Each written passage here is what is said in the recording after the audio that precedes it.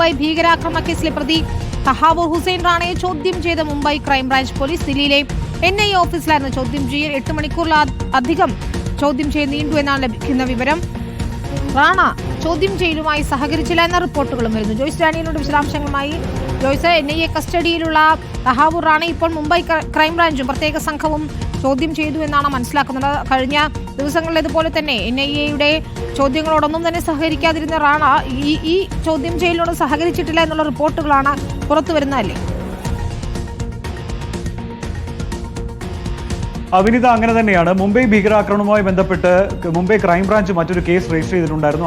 അതുകൊണ്ട് തന്നെ ഈ ആദ്യഘട്ടത്തിൽ തന്നെ തഹാവൂർ റാണയെ മുംബൈയിലേക്ക് എത്തിക്കാനുള്ള നീക്കങ്ങളും ക്രൈംബ്രാഞ്ചിന്റെ ഭാഗത്ത് നടന്നിരുന്നു. പക്ഷേ സുരക്ഷാ ഭീഷണി കാരണം തന്നെയാണ് NIAയുടെ ഹെഡ്ക്വാർട്ടേഴ്സിൽ ഇപ്പോഴും തഹാവൂർ റാണയെ വെച്ച് ചോദ്യം ചെയ്തുകൊണ്ടിരിക്കുന്നത്. അതിനിടയിലാണ് മുംബൈയിൽ രജിസ്റ്റർ ചെയ്ത കേസുമായി ബന്ധപ്പെട്ട് ക്രൈംബ്രാഞ്ച് അദ്ദേഹത്തെ ചോദ്യം ചെയ്യാൻ വേണ്ടി ദില്ലിയിലെത്തിയത്. 8 മണിക്കൂറോളം NIAയുടെ ദേശീയ ആസ്ഥാനത്ത് വെച്ച് ചോദ്യം ചെയ്യൽ നടത്തിയെങ്കിൽ പോലും കൃത്യമായ ചോദ്യങ്ങൾക്ക് ഉത്തരം നൽകാൻ തഹാവൂർ റാണ തയ്യാറായില്ല എന്ന് മാത്രവുമല്ല 8 മണിക്കൂറോളം വിവിധ ചോദ്യങ്ങളിൽ നിന്ന് ഒഴിഞ്ഞു മാറുകയും ചെയ്തിരിക്കുകയാണ് തഹാവൂർ റാണ. അതായത് ഈ മുംബൈ ഭീകരാക്രമണവുമായി ബന്ധപ്പെട്ട് തുടക്കത്തിൽ മുതൽ തഹാവൂർ റാണ പറയുന്ന ഒരു കാര്യമുണ്ട്, ഇതിന്റെ ബുദ്ധികേതനം ഞാനല്ല എന്ന് പറയുന്ന ഒരു കാര്യമുണ്ട്.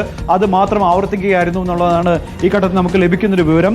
റാണയുടെ ചോദ്യം ചെയ്യൽ പൂർത്തിയായിരിക്കുകയാണ്. പക്ഷേ ഒരു ചോദ്യത്തിനും കൃത്യമായ ഉത്തരം നൽകാതെ അയാൾ സഹകരിക്കാതെ മാറി നിൽക്കുന്നു എന്നുള്ള തീരുമാനമാണ് അവിടെ നിന്ന് ഉണ്ടായത്. ഏതായാലും ക്രൈംബ്രാഞ്ചിന്റെ ഈ ചോദ്യം ചെയ്യൽ ഇനിയും തുടരുമെന്നാണ് ഈ ഘട്ടത്തിൽ ലഭിക്കുന്നൊരു വിവരം. അതിനൊപ്പം തന്നെ കഴിഞ്ഞ ദിവസം തഹാവൂർ റാണ ദില്ലി NIAയുടെ പ്രത്യേക കോടതിയെ സമീപിച്ചിരുന്നു. തനിക്ക് വീട്ടിലേക്കും തന്റെ ബന്ധുക്കളെയൊക്കെ വിളിക്കാൻ ഫോൺ നൽകണമെന്ന ആവശ്യത്തിലാണ് അയാൾ കോടതിയെ സമീപിച്ചത്. പക്ഷേ കോടതി അത് അംഗീകരിച്ചിരുന്നില്ല. ഏതായാലും വലിയ രീതിയിലുള്ള നിയമപോരാട്ടവുമായി തന്നെ തഹാവൂർ റാണ ഒരു സൈഡിലൂടെ പോകുന്നുണ്ട് എന്നുള്ളതാണ് ഇക്കാര്യത്തിൽ മനസ്സിലാക്കാൻ കഴിഞ്ഞിരിക്കുന്നത്. എന്തായാലും മുംബൈ ഭീകരാക്രമണ കേസിലെ പ്രധാന പ്രതികളിൽ ഒരാളായി തന്നെ തഹാവൂർ റാണയെ അവിടെ മുംബൈ ക്രൈംബ്രാഞ്ച് ദില്ലിയിലെത്തിയാണ് ചോദ്യം ചെയ്യൽ നടത്തിയത്. 8 മണിക്കൂറോളം ചോദ്യം ചെയ്യൽ നീണ്ടു നിന്നെങ്കിൽ പോലും ഇതുമായി സഹകരിച്ചിട്ടില്ല. മുംബൈ ആക്രമണവുമായി ബന്ധപ്പെട്ട് നിർണായകമായ വിവരങ്ങളാണ് തഹാവൂർ റാണയിൽ നിന്ന് ക്രൈംബ്രാഞ്ച് പ്രതീക്ഷിക്കുന്നത്. പക്ഷേ അതിനൊന്നും മറുപടി പറയാൻ തയ്യാറായിട്ടില്ല. എന്തായാലും ഈ കസ്റ്റഡി കാലാവധിയൊക്കെ അവസാനിക്കുന്ന സമയത്ത് ഒരു പക്ഷേ മുംബൈ ക്രൈംബ്രാഞ്ചിന്റെ കസ്റ്റഡിയിലേക്ക് വീണ്ടും തഹാവൂർ റാണയെ വിട്ടുകൊടുക്കാനുള്ള സാധ്യത കൂടിയുണ്ട്. സുരക്ഷാ കാര്യങ്ങളെല്ലാം പരിഗണിച്ചായിരിക്കും. പക്ഷേ നിലവിൽ ഈ ചോദ്യം ചെയ്യലിനോട് മുംബൈ ക്രൈംബ്രാഞ്ചിന്റെ ചോദ്യം ചെയ്യലിനോട്